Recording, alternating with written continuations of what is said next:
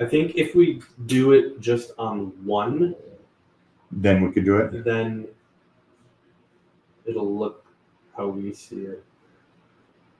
I don't know that.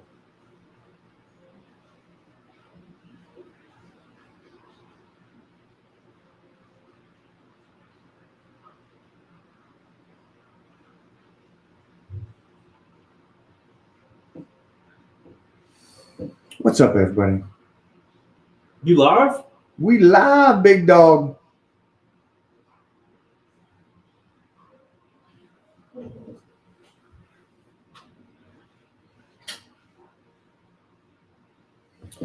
What do we got crack-a-lacking, guys?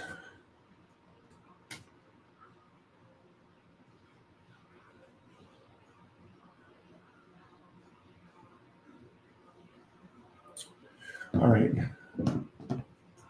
Let's see if we can get this.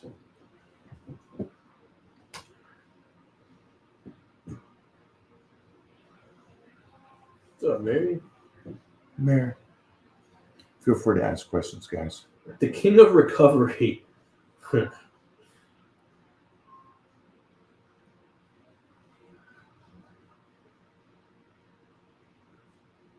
Hey, buddy. Lucas will get this one. Squats. He's ready. Squats. Yes, sir. I ate 2,700 calories with 120 grams of protein. Can I get abs? That's good for you, man. You're eating some good calories. Your proteins, I don't know how much your body weight is, but I'm assuming if you're eating 2,700 calories, you're bigger than 120 pounds. So first off, congrats. I could be wrong. You could be you have that monometabolism Ooh. to where maybe you are 120 and that's why your protein's that low. So nice job. As for abs, abs come out by making sure your body does not plateau and it continues to stimulate body fat burning over a period of time to where your abs are out. Hopefully that helps you out. Again, there's more to it than just the calories that you're taking in and the protein you're taking in. So there's much more facets to it. Now, not crazy, and you'll learn them and you'll figure out how to do it. That being said, so on the way to the gym or even that morning, you wake up, it's like I squat on Sundays and then again on Thursdays. And so like I'll go to bed Saturday night excited about Sunday, not because it's Sunday so much, but it's excited because it's leg day. And so I'm already thinking about it, right? And I'm already thinking about the workout, the plan, I guess some of the emotion that I'll have under that squat bar. And I get excited. And I think this is something that I've noticed when I train with new people, when new people come to train with me, because I'm still here at Gold's Gym Venice. And unfortunately, again, you guys know I lost my last training partner much too young and early. But the one great thing about him was that he was an old school guy in a young guy's body, right? And young age. But we lifted, and he lifted like me, like the old school guys, where I lift very, very heavy, not bodybuilding heavy, but powerlifting heavy. And that's how we train. So it was nice to have somebody like that. But it's also one of those things that I go to the gym and I'm psyched up. And he and I talk about this all the time on the drive over there. A lot of people listen to their music. A lot of people get their mindset, your vision. I'm going to war. I'm going into this battle of training. And I have discovered that this is not something that's so common in today's day and age. People are just on their phones doing their things. They get to the gym and then they go through the motions and stuff and they leave. And the only reason I thought I'd bring that up is because that being psyched up for it happens not just for lifting. And so I know some people be like, well, why do you got to get psyched up for lifting? For me, on everything, if I am going to set to do this movie, I'm already thinking about the lines, my character, all that kind of stuff on the drive there. I'm not thinking about making calls to this, that, and the other thing. I'm getting my mind set prior to getting there. I'm preparing, can't even say the word, Pepperate. Yeah. Okay. Prepare? Peppering? Pepperating. I'm making up my own word. I'm getting ready mentally for what I'm going to about to do because I want to do it so well. And if it's going to I'm going to a business meeting and I'm going to, negotiate this deal. I'm already into it. I'm going to roll or going to wrestle. I'm getting my head into it. All right, let's work these moves. Let's get this going. And there's a mindset switch. And I loved listening to Tom Plaz talk about this just the other day, but that's how he and I were, he was much earlier than I was, but I got to be, for me, he was my first training partner at Gold's Gym Venice when I got here. And so I got to live in that Tom Plaz world, and the intensity of training. But I was prepared for it. I was ready for it because I came from an athletic background where I played football and wrestled and did judo. And so I was always preparing before getting there. And so it helps me prepare to get there, understand what I'm doing, but it switches the mind. And I hope that the youngsters that are doing this start to do that, start to switch your mindset and be that different individual going into the workout, because you want to do the gym isn't about going through the motions. It's about connecting to it. And again, all these guys before us all set this up pretty easy for us. If you just pay attention to what they said and apply it, it really does work. And Arnold talked about how no matter what, when he got to the gym and the emotion he has, he's in it. He's focused on it, and he's focused on what he's doing. And there's some great videos, and I recommend you go to watch these videos, him talking about being connected to the movement. Each rep, you're there, you're with it, you're seeing it. So that was one of the big things I just want to talk about and just say, man, start prep. Man, that word got me 3 today. for 3. Man, I'm out on that, man. So preparing for the workout on the way there, that way, that mind switch. And again, the gym is going to be hard. I mean, that's what it's supposed to be. It's supposed to be a hard thing to do, but you're going to push it and do the very best you can. And it's going to stress the body. You're going to get a great workout in, and you're going to be safe. That's another thing, being connected to this. And as you're working out, being connected to the movements and not so distracted. This is something I did not know. And I love that he said that, is that like myself, I don't like the music on. I like the banter of your training partners, the noise of the weights moving, and especially that noise in your head, that voice, talking to you as you're doing this. I know you guys all have felt that during a squat and you're doing the reps and you got some good weight on there and you're like, I'm supposed to get 15, but I'm only getting 7 and it feels heavy and I want to stop. But that voice starts saying, don't you stop. Don't you stop on me. And to hear that is a great thing, I think, for not just the gym, but what it does for you outside of the gym. And now I didn't know this about Arnold, is that he loved that, the noise and your training partner talking to you as you're doing this, because it keeps you so focused on what you're doing. You're not listening to a song and going somewhere else with it. And I know everybody listens to music, and I know that's a thing. I was at this new gym today. Powerhouse opened up their new location. The music was blasted. Everybody had headphones on as well, and listened to their music.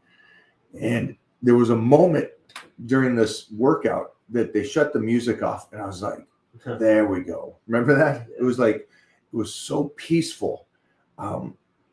So yeah, I liked it. I liked that today. I loved it.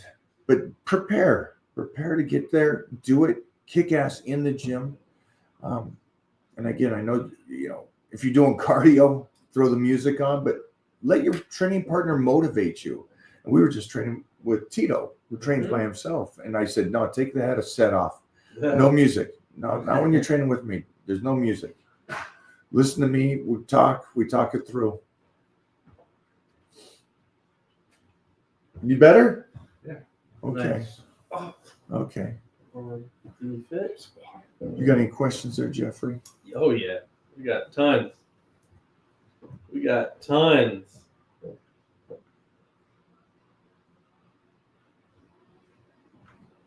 Hey, Mary, let's talk soon. Let's get on and let's do this in the Titan crew. Let's do a meeting, a Zoom meeting with the Titan crew. Little chat. Oh, All right. Okay. Little room.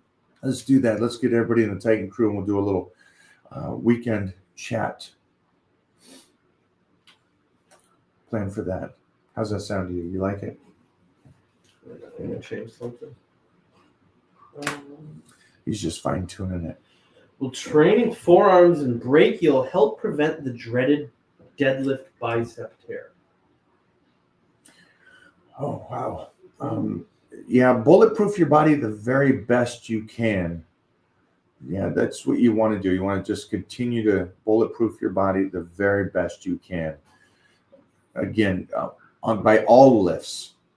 And again, you're stressing the body, and you like the mid back, the low back, the glute, the high glute tie-in, probably some of the most important muscles outside of aesthetics, but just for bulletproofing your body and strengthening it. So if you strengthen your lower back, everything kind of goes up. You get stronger in all your lifts, your squats, your deadlifts, your bench, all of it.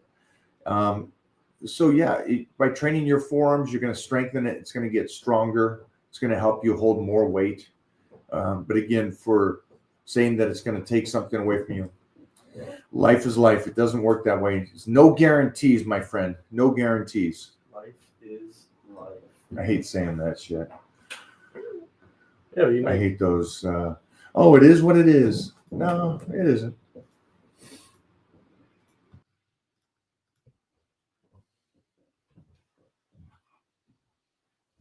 your shit fucking vacuuming. Yeah. What's your favorite love handle exercise to hit those handles? Oh, this is a good one. I think the best thing is when you're on that like last 4 weeks of the diet and you really start manipulating the carbohydrates. Maybe you pull in the sauna, but you just feel those like 3 low, 1 high days on that diet. And you just feel everything just disappearing. So yeah, that's that last 3-4 weeks before stepping on stage, or the nutrition, or when you're cutting up. So if you're not getting in shape or anything, it's just the fact of, oh, nice. Yeah. So that's it. I know Robbie and Frank Zane and all those guys loved the stick twist. Yeah. And so, yeah. That guy was talking shit about the twists. They do nothing. Okay. All right. Everything does nothing. Everything does. Yeah. These guys, I love them. If you're a science-based expert. Yeah. Love those guys. But yeah, and man, talk about tapers. Beautiful waistlines. Frank and Robbie. Okay, what about the love handle one that we see everybody do at the gym? With the guy, twist. The dip. Yeah. Yeah. Hold a heavy weight. Let me get rid of my love handles and do the love handle exercise. Well, you're trying to get rid of it, and by using mostly those, it seems like that's a heavy. I don't know why they use really heavy weights on those. You guys seen that where they use the dumbbells and they go side to side, and just yeah, I would stay away from all that kind of stuff. Hanging leg raises. And I love that Robbie talked about this when we were training. He was talking about the fascia and getting that fascia and pulling it in and sucking it in. And so I love, and my favorite ab exercise would be hanging leg raises, which again, I know that the experts all say that are terrible. Yeah. It's my favorite exercise, not just for abs, but for the design, the healthiness of the body, holding yourself there. But the fascia, that nice long pull and stretch and that contraction, I love those, and feel that it just sucks up that waistline. Mike, you said that you don't think you should train abs because the muscles will grow. What do you think about training them during a caloric deficit? So the first sentence is incorrect. So there is no video anywhere in history of me saying I don't believe you should train your abs. So let me clarify just to help you guys out. You only train the abs as you are in a deficit, and then you overtrain them to cause atrophy to it and trim them down, but you don't train them all year long. That's what the statement was. Don't need to build them in the off season. Your abs are there. You just got to fine tune them. So yeah, you hit it on the bucket on the second part. And that was in the same video where you assumed that I said, you don't ever train abs. You train abs as you're getting close to the show when you're in a deficit. And then not only do you train them, but you overtrain them to cause that atrophy effect. Sleek, small, toned. It's great. Thoughts on the decline bench? I love it. They're fun. They're fun to do. Also, you could load up another, whatever your bench is, you could probably put another 100 pounds onto that.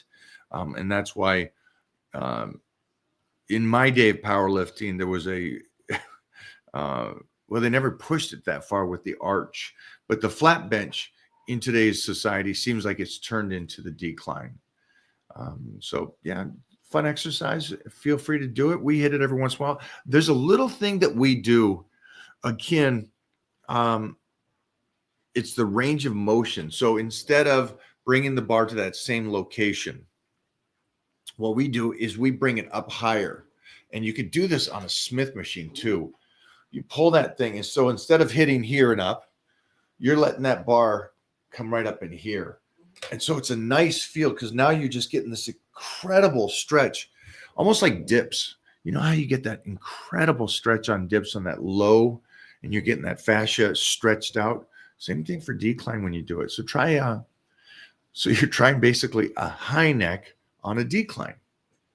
The range of motion is great and it's fun. And we're going to do it this week. Ooh. That turned me on just talking about it. So we'll do it this week and show you guys. Mike, should I count the calories and protein from collagen supplements? For me, if you're taking in calories, you're counting those calories. Yeah, it's as simple as that. Whatever's easiest for you. You know what? Because if you're going to do the collagen every day, all year long, even when you're dieting down for that peak shape, then, do whatever you do. I count everything. I count the dextrose that I put in my water. I count all of it. It's just easier for me to go, that wasn't the problem. I didn't get in shape because of that. And I can understand what I did wrong as I diet down. If I don't know the calories and there's slips here, well, Mike, you didn't add this in, you didn't add your fiber in, and I know that's a huge one. Nobody adds their fiber in, from what I understand now. Yeah, it's because it doesn't count. It doesn't matter. Sure. So I count it all so I can understand what's going on. Calories for me. My body's got to burn them off. Great question, though. I know a lot of people probably, if they're putting dextrose in the water and the sodium, they don't count that. They don't count the secondary stuff like the collagen and stuff. A lot of soreness after getting back into the gym. Knee sweeps have helped. Do you recommend them? Yeah, if you feel a tweak or anything, it's fine to use support. And then the goal would be use the support and then start slipping away from it and then try to get all the way away from it for a period of time. That would be the goal, right? And the reason for that is you don't walk, you're not going to use the cane that you don't need all the time. But if you're going to walk with a cane, regardless of having a limp or not, you're going to develop that limp. And there's going to be both an emotional attachment to it and think that you can't do it with those things. I remember the first year I went without equipment. So my powerlifting career started at 14. And by the time 18 and 19, I was at the national level and full equipment, knees, suit, belt, bench shirt, all this. And it didn't parlay from the powerlifting nationals into the ring at the Gladiators. And so I'm doing these gladiator games and I'm like, man, I'm 10 times stronger than these guys. Why isn't it translating? And it was that support. And so I had to get away from that support and just lift raw. And it translated more. And then I didn't realize how much more it helped my connective tissue, not just the muscle, the connective tissue, which is, again, should be the most important thing for you guys. Great question, though. Front squat or back squat? I got great news on this, guys. Both. Yeah, you can do both. Have fun with that, man. You guys, there's not one or the other. Have them both. And this is an interesting statement. And again, only the dumb know everything. The elites, the ones that are leading this thing, are continuing to try to learn. And I put up a hack squat, but we reversed it so we couldn't get any kind of movement from the knees. And the complaints was just use it the regular way. Guys, you can move this stuff around. You can get in and do a front squat 3 different ways. So just think what you can do with a machine that has so many different options. So try them all. Do them both. They work different things. And especially for the individual that's doing that. I've seen very few people front squat like they back squat. There's a difference on where their position of their chest is and so on.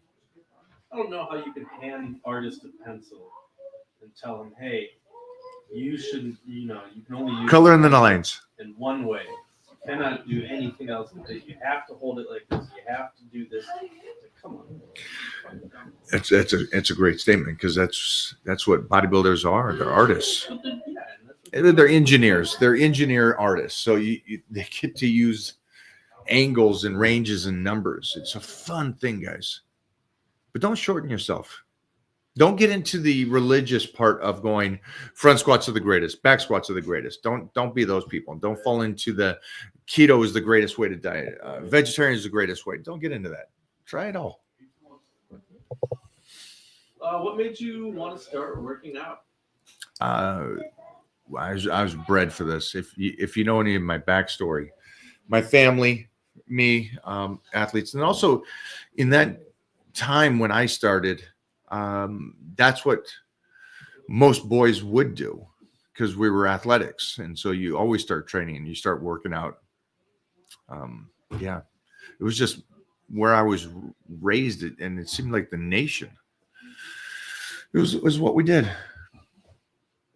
But remember, we didn't have much back in those days. We had 4 channels back in my day, So it's like, yeah, you'd work out, ride your BMX bike, and jump off the roof. Mike, if you work a full-time job and don't have time to go to the gym but can only do push-ups, how many push-ups would you do? I want to get in shape. Well, if you work a full-time job, you have time to go to the gym. I worry about the entrepreneurs because the job, you got your 40 or 50 hours a week. The entrepreneur is more like 80 to 100. So it's like, yeah, you'll find it. You'll find the time. And I know if you want to get in shape, you'll find that time to do it. You'll get up earlier, go to bed later, but you'll get there. And again, doing something like push-ups, it's a great start. But you're just trying to become visually better by saying, I'm going to do push-ups. I want your body to become stronger in a whole, so you're more active through your lifetime and more healthy through your lifetime. So there's 2 different things there. You want to get in shape, great. I recommend that you take care of your health, and make sure the whole body is strong, not just your shoulders and triceps and chest.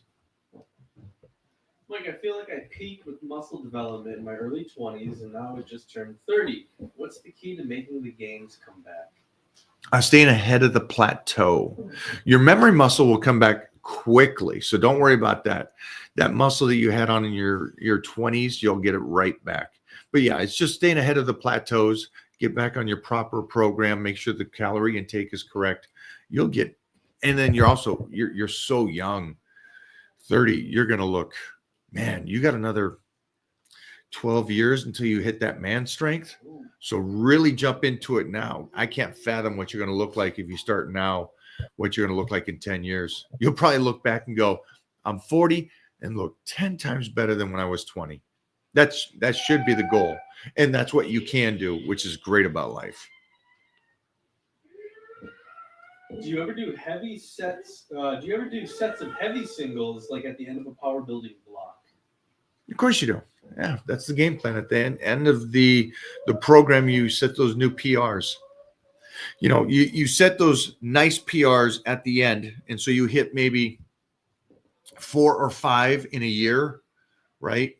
But if you got 5, 10 pounds, so, you know, you hit 4 or 5, that's another 50 pounds on my best PR on squat, you say is 100. Well, at the end of that year, you're at 150 now. Then you add on 5 more years to that. Now that 100 went up to, I don't know, 300, 400. So that's how you'd want to do it to gauge it. And this also confirms you are improving. Make notes of that, write that down and go, okay, I'm continually get better. I'm no plateauing. Everything's working. The nutrition's on point. I'm getting stronger, more muscle. Yeah, definitely do that. What about just heavy singles in general? Not your max, but do you recommend people doing just heavy singles? I like them. I like heavy singles, but we use them as a warm-up. So what we do is we try to trick the body, and we'll go up to a certain weight that's heavier than our working weight and get the body to feel it. And maybe if we do it once, it feels like, ooh, that was heavy. Then you come back and you hit it again. The nervous system's already picking up on this. You rest it a little bit, and now you move it even easier. And you're like, great. Again, let's say that was today for shoulder press. We went up 300 shoulder press. And then we came back to 2.5, and we did our sets there. And that 2.5, after doing the single for the warm-up, feels so light. Now you're doing something that on the build-up to your working weight, it felt so heavy. But now that you went above and come back to it, now it feels so light. So it's really fun to do. And you guys can see any of that on my YouTube shorts, talking about how to warm up in a way to really maximize your strength, muscle growth, and stimulate your body in a healthy way without mileage. Is it better to have good form than lift a lot of heavy weight? Is it better to have good form? So he's making the assumption that lifting heavy weight means you don't have good form. Yeah, I saw somebody say that the other day too. Is it lightweight or heavyweight? And the person came back, the trainer came back and says, well, you don't want to do heavyweight because you have bad form with heavyweight. And it's like, why'd you go bad form? Why do you have bad form with heavyweight? So just so you know, your form is always good. Just because you go heavy, and this is the one that blew me away when I was asked over in Dubai doing a workout with a couple of guys. They go, well, how do you do the heavy form? How do you do the heavy weights and isolate it? It's always good form. Always good form. Go watch how I lift and move through these exercises. So it's how you move it. It's not that you do it. It's how you do it. So your form is always good. So everybody drop that from this dialogue that you guys talk about it. That's out. Form is form. That's always plus. And then you just do heavy weight. Wow, it's that simple, Mike? It is that simple. Holy shit. Don't make it harder than it is, guys. Man, I was trying to complicate this. Don't complicate this bad boy.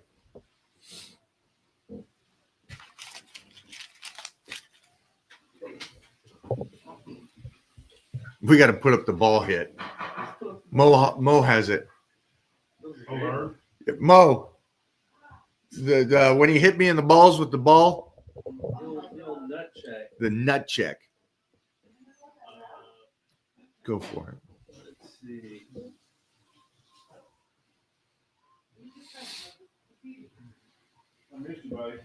Don't warm up the muscles. Warm up the brain, the nerves. He's exactly right. It's great job, kid. There. You warm up those two things, you're golden. You're ahead of so many people. Hey, Mike, I've been applying your warm up to my routine and I love it. Is it okay to not warm up like that for the rest of the workouts following the primary one? Whatever you like to do, whatever you like to do. You know, it's again, as long as you feel like you're doing the very best, we mix match. Matters on the exercise. You know, if it's we usually go pretty nasty and then come back. The reason why I like to go a little nasty, a little heavier, and then come back is it shows the body what it's capable of. And it also then triggers something in your body, your nervous system. And so if the nervous system, I'll give you an example for everybody here. You go into the gym, just clear your minds, think of this for a moment. You go into the gym, it's 4 a.m. You're achy, it's cold out, you just get to the gym and you're squatting. You throw 135 on there to squat. Now it's cold. You haven't done anything. You haven't really moved around except drive over to the gym.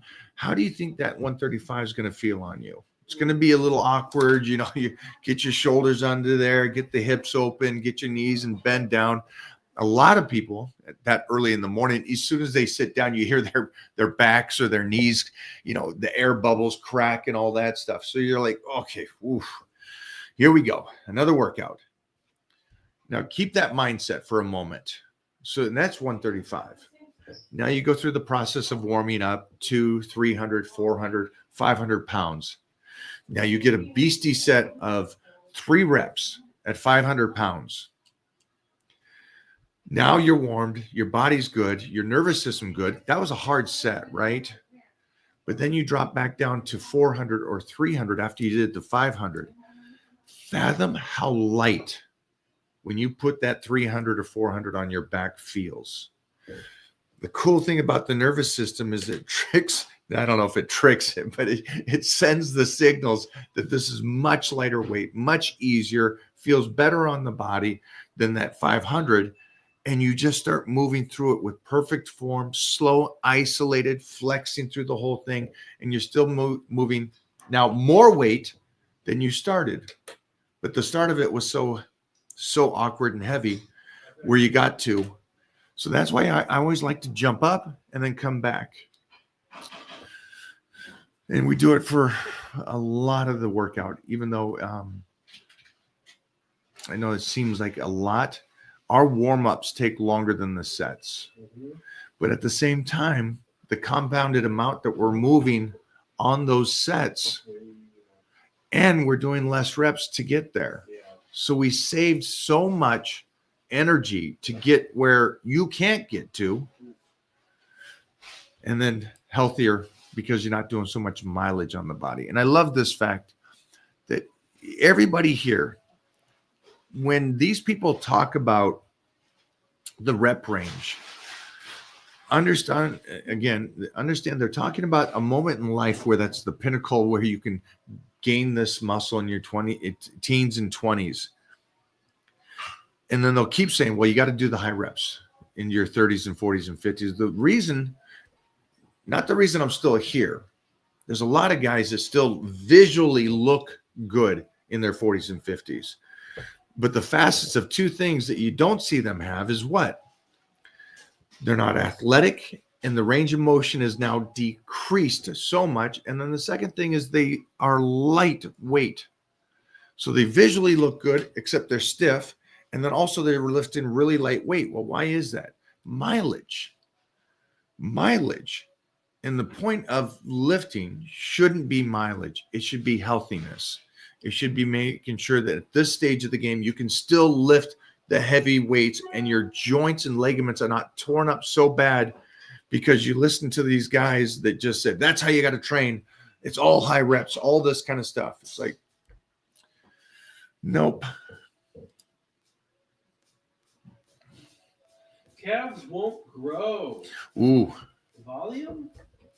Is that the solution? I love this. And I'll go back to what Arnold said. Arnold gave me the best tip in the world. He says, if you got a problem with your calves, train them 6 days a week, one exercise, 5 sets of 20, as heavy as you can go.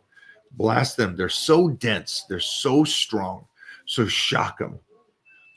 Different body parts, different muscles, different ways to train them. Have fun with that. Try that. Do me a favor. I can't read his name. Do that for the next month, 6 days a week. Pick an exercise, and you can change it. Seated calves on Monday, standing calves on Tuesday, donkey calves on Wednesday when your boyfriend's over, whatever it is. But yeah, 5 sets of 20 and blast it. Well, I always blast. Always blast it. Is deadlifting on a Smith machine acceptable?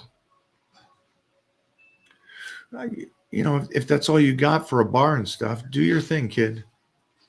Whatever you can do, whatever's best for you at this time and stage. I mean, obviously, you're doing something, so I'm proud of you. Kick ass. Very polite way to say absolutely not. Deadlift. Absolutely fucking not. I'm trying to be nice. Come on now. He's out there. He's working. Aw. So Reverse bench. Reverse bench. It's going to give you a tenfold. It's going to give you thick, meaty triceps. It's going to give you healthier shoulders and elbows.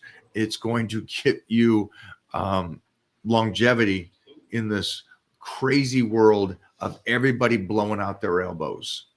That's what that's going to do. So it's a tenfold. It's more muscle, better shape, fullness, top to bottom too. It's that full tricep, lower head to upper head, everything. And you got to do it for years and years and years instead of 5 years and you're done. Are your adductors and abductors important that you train? Well, yeah, when you're squatting, man, you're feeling everything, right? And just athletically, something we'll incorporate into it as we start to slice and dice is doing some, and we have done this, where I laid down, I opened up my knees, and you stood on my knees, and I pulled it in. Oh, yeah. Yeah. Oh, yeah. The butterfly. Yeah. Craziness. Oh, Yeah. Get it strong. Get it strong. Also, great question. I appreciate you doing that, but all muscles are important. They talk about now calves are so important as you age because of the pumping of the blood. And so it's a wild thing how the body is made up and the different aspects of how important things are. Lower back, important. Go for it. How long does it take to compete in bodybuilding? Very late to the game. I started lifting last year, lost 60 pounds, got to 11% body fat, and now I'm bulking up. Want to see how far I can go. That's great, man. I don't understand the first part of the question, if that's correct, on how long does it take to compete in bodybuilding? Oh, how long till you can get on stage? Yeah. Is that what you mean? Yeah. Slice. You can be on stage in 12 weeks instead of going off season right now. Let's cut on. Let's start cutting. Let's get down from 11. Let's go lower than that, obviously. And then it depends also on how you look. I know guys walk on stage at 7-8%, look great. And I know guys that walk on 2% and are holding water. So yeah, let's do it, man. Let's get rocking and rolling. There's so many categories too. Thoughts on improvising your workouts versus sticking to a list? No. There's no improvising. It takes, again, a great amount of muscle a year is 5 pounds is great. And that's, again, in a young age group, that 5 pounds a year. So as it gets older, it gets even harder. So think about this. There's ways you have to gauge if it's working. Because if you're just going in and spitballing and you're spitballing on your nutrition, good luck. I've never met in my entire life or ever heard of somebody that spitballed and made gains.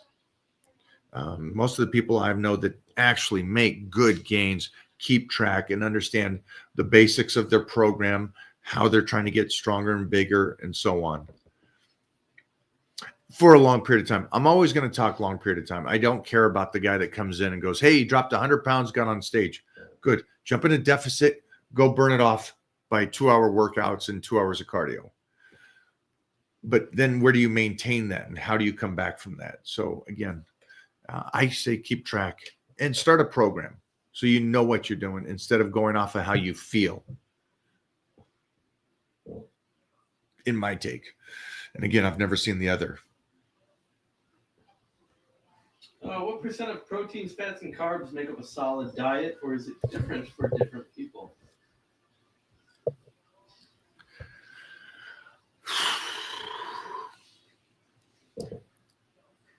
I should look at this differently. Look at it He's doing it to help other people. So thank you for the question. Look at me. Thank you for the question. Yeah, it's different for everybody, and it depends on where you're at with the nutrition and what you're doing. Off season, on season, maintaining, which again can't really maintain, pushing yourself to get better. It's all different for everybody, and it's different for the individual as well when his body plateaus. So even for you, if I gave you the most perfect diet, may not work in another 4 weeks, and you got to change it again because the body plateaus. I hope you all knew that. And that's why a program helps. If you know what your workout plan is and you know what your rep range is at the beginning and you have it scheduled out all the way through, then you'll know, hey, I'm going to be starting with 12s to 15s and I'm going to work down to my 6 to 8s and then I'm going to work down to my 3s to 5s. And so you keep going in that range. And so you keep going, okay, I know I have more range of more options to continue to burn and get better. Last one. Ooh. All right. Shoulders. Unless you got a banger. Well, let's get this and I just pick one. I got you. Shoulders are lacking. Thoughts on training shoulders after chest on chest day? I already trained shoulders on their own day. She's asking, what do you think about adding some additional shoulder work in the week? I like the idea. I like the idea that you're attacking the shoulders because training them once on whatever you're doing isn't triggering them. So that'd be great. Now, if they are your slacking, I wouldn't do them after your chest. I would do them before your chest. So that way you focus more on the weak body part than your strong body part. Then the aspect of this is the once a week, was it good enough for you to make gains? Was there any time that you were making gains? Or are you assuming more work is going to get me more muscle? At times it does. And I know that everybody goes, no, you can't, you won't recover. I think you should shock the body. We have no problem doing 2 body parts a week. So legs on Sunday, again on Thursday, and so on. So we're hitting it twice a week. There's periods of times that works great for us, and then the body gets adapted to it, and you have to change it. So just make sure your program's set up in a way that you can kind of gauge if you're improving. And for everybody here, the point of the gym, besides doing the best you can, is change. You have to be changing. If you are going to the gym and you go home and go, I look the same, at least I'm maintaining. You're not. You're putting mileage on without getting better. Mileage is not good. Not getting better is not good because then you're deteriorating the body away. You're not getting it better. That smells good. You smelling something? Wow. Even better. Hey, you got to tell them that we got this. Oh yeah. Yeah. Mike, could you please share how you're getting your son into athletics? I don't want to be overbearing with my kids to the point that they hate it. How do you find that balance with your son? So for me, first of all, I hope you're not a single parent. What I did is I removed myself from getting him into athletics, and we put that on baby mama. I'm a single parent. She's basically a single. She's definitely. If you guys, I know you guys say things that are to me about my great dad. She's a single mother. She takes care of this kid. That being said, I remove myself. That way there's no daddy pressure on my son. And what we did is we had her take him. And there's a bond that they have. And so for you and any parent out there, my suggestion is whoever they bond with better, and there will be one, that's the person that takes them there, and they don't want to disappoint. Where if I know for a fact, if I took my, trust me, everything, if any mom can do whatever to him, and I'm the bad guy. So it's a cool thing that we have this option to where she takes him to the wrestling, the jiu-jitsu, and the karate, football, all that stuff. And he really wants and likes that time with her. And so he does the sports. And I found that this is probably the smartest psychology. And I'm glad I studied the smartest way that I'm removed from that aspect. And so if he comes home and goes, Daddy, I want to show you a move. I want to take you down. Daddy, let's wrestle. Then that's when I get attached to it. I hope this answers the question. Does this answer the question? Yeah. So if there's a way that you can let whichever of the two take the little one, because I do notice that with my brothers, you can imagine all my brothers are like me, if not even worse, in the sense of sports and athletics and domination is a priority. Their kids were great, but they do get burned down on it, and they get burned down on it because it was daddy taking them. So we tried to do the reverse psychology on it. They don't want to disappoint mommy. There it is. That was a great one. Is there another one? You got me excited. That was a great question. That was the top question. That was the by far. You just Yeah, knocked it there's out. no- Dustin, is that who it is? Yeah, I mean, there's Thank you. Thank you. more. Give me a couple more. I got Bobo over here making eyes, so I'm turned on. Yeah, I'm overweight and never exercise properly. Your work is inspiring. Thank you, brother. Thank you, man. I- Thanks for finding me. Mostly because if you don't work out, maybe it was the memes or something like that. But I'm glad that I'm hoping that you get in there, my friend. I hope you do get in there. How do you learn depression for chest press and incline? It means how do you learn to not shrug your shoulders up? You know, a lot of people do this. They lock in. How do you keep them to a rest? Yeah, opening is opening's a hard thing. I can't say it's easy because I look back at these videos that these guys pull up of me, and I look at my early stuff, and I see that closing in. I see the benches here, you know, the squats. My knees would slightly come in because I want that explosion off the bottom, and I'm like, you little punk.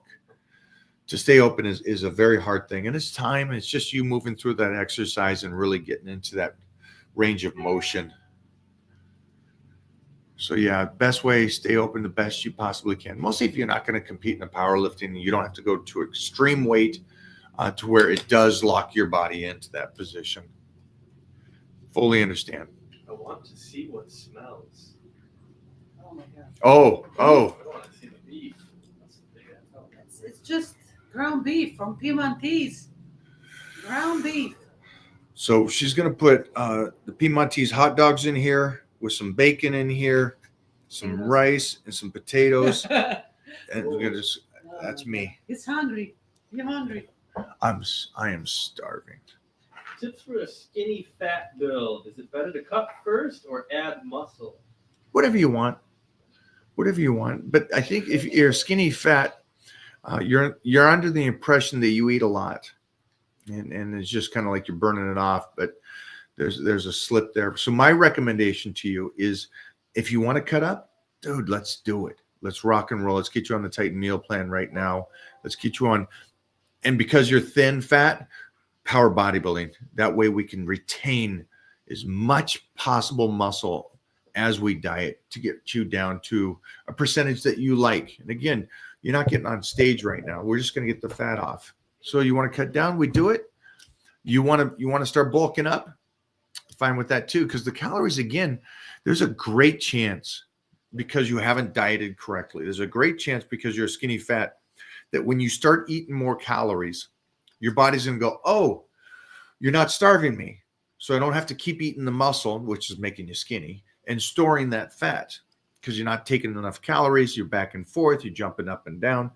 So there might be a chance that you actually lean up as you just start eating more calories because your body's trusting you and you're feeding it correctly. So either way you want to go, my man, get in the Titan crew. Let's rock and roll. No stopping. Let's pump it up. Give me another. For fat loss, is 1 gram of protein? Is it 1 gram of protein per actual body weight, or 1 gram of protein per desired body weight?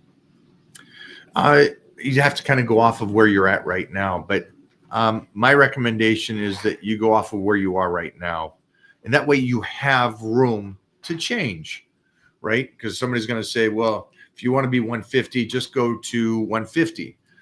But if you're 220, my recommendation is you start with 220 and actual body weight, not body lean mass. I'd say body weight. Calories are your friend. If you can start now with more, as you do the diet, you're going to have to get rid of some as you do this. So that's the goal, because you wouldn't want to do this, because what you're saying is, let's say, this is not how much this guy weighs or anything, but let's say you're 200, you want to be 150. So you go right to 150 on the protein, but you're not taking in much carbs. You're 100 grams of carbs. And because you want to lose this body fat and your body's already adapted to this, you got to go down to 50. So I don't know where we're going with calories after that, because you're already in a starvation and your body will, here's the unfortunate fact of this, your body will adapt to that low of calories. And it's just going to go back to eating your muscle and storing your fat.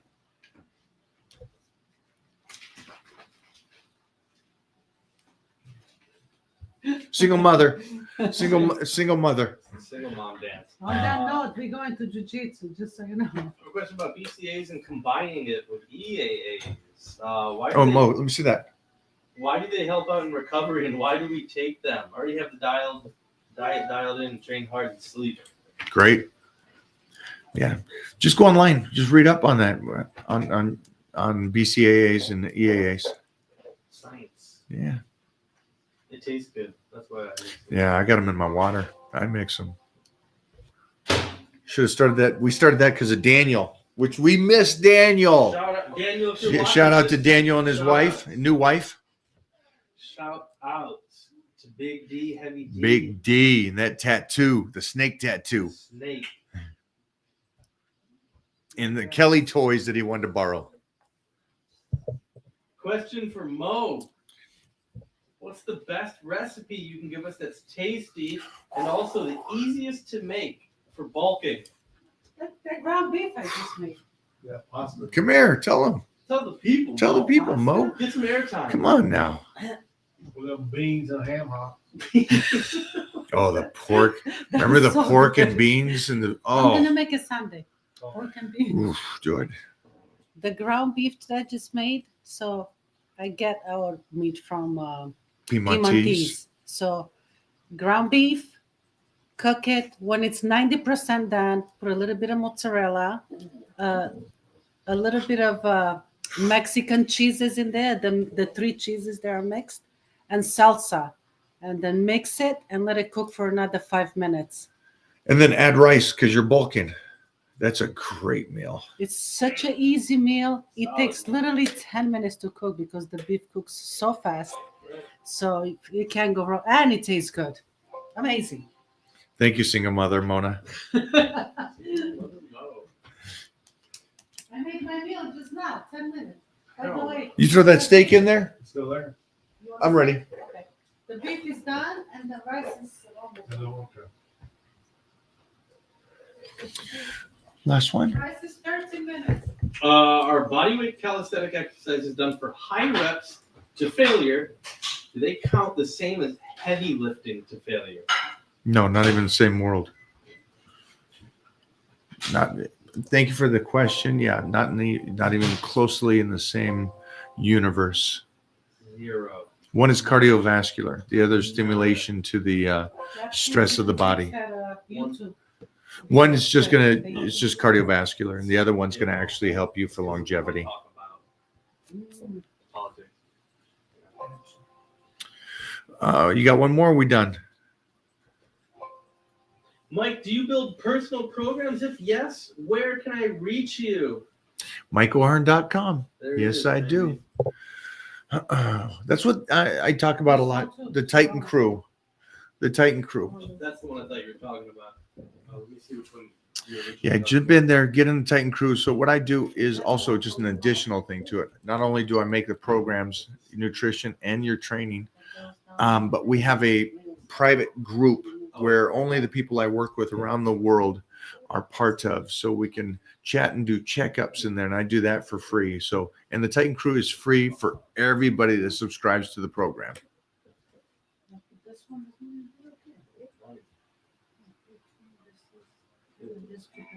It's just Mike, what's your opinion on creatine year round? Love it. Damn. Absolutely. I'm pretty close on giving Titan creatine. Oh my gosh. Got to talk to his mom. Any books about form for working out? Oh, I imagine so. I don't know if he means in general or that you have. Ah, yeah. I don't. I have my videos that shows form. Anybody. Yeah. Yeah. It's interesting. I don't think I would. I wouldn't use a lot of. Water? No, I got mine. I'll do it there. I'll do it there. Oh, yeah. Yeah. Thank you. Yeah, I would watch my form over the last You said you 2 wouldn't do decades. what? You were I wouldn't go back to watch. No, I would. Here's something for you guys. Ooh. Go do some research. Go watch how people lifted in the 80s and 90s because we've been around long enough to do this, right? I'm sorry. You don't even know. You don't have to go that far back. You can just go back to 2000 and watch how they lift and then jump forward to how they are today. So this is for all of you to go do. You get these people talking about how their form was so good, and then you see 20 years of that form. Is it good? Are you healthy? Are you still doing stuff? Are you still active? That's the stuff you should probably look for. So it's a combination of both.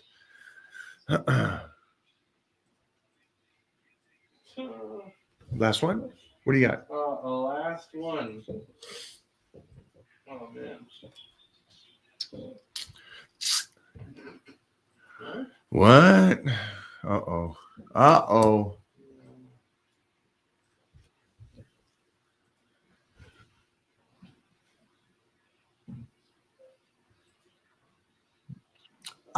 Arnold's book. Go look at Arnold's book for form. Bible. That'll be great. That will help you. And I love Arnold's range of motion on things. So that'd be one I reckon. Frank Zane. Go watch Frank Zane. Any books that he has.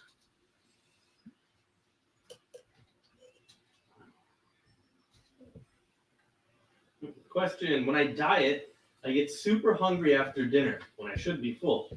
I also have problems sleeping. Any tips? I don't understand what you're saying. You're dieting. So I'm guessing you're using the term diet as you're in a deficit. Yeah, it sounds good. So hopefully I'm right that you're using it in that term, which you shouldn't. You just say you should be you're dieting down or stuff, because a diet can be off season too. So that being said, I'm assuming that you're in a deficit. So for you saying that you should be full, that doesn't make sense. You're taking in less calories than your body wants. That's dieting. So you're going to be hungry. So unfortunately, that's not true. And this is why, this is the reality of it, everybody here. This is the reality of it. It is the people that can stay on the diet and then go through that hunger that get better and better and better. And that's why you only diet for 12 weeks, knowing that, hey, I'm going to do this. I'm going to push it. This is not all year. I'm not going to live like this, that misery of every night going to bed hungry. And then also there's nothing keeping you asleep because you've already burned through those calories. And that's why you'll hear people talk about when they fast, it's hard to sleep. You don't get the best sleep in those stages. I know there is a whole nother world to the people that are saying fasting is great. It's hard to sleep. It's not the best sleep. And they're moody as anything. So, yeah. Final one. Do you really need cardio to burn fat? No, you don't. There it is. Thanks, guys. We'll talk soon.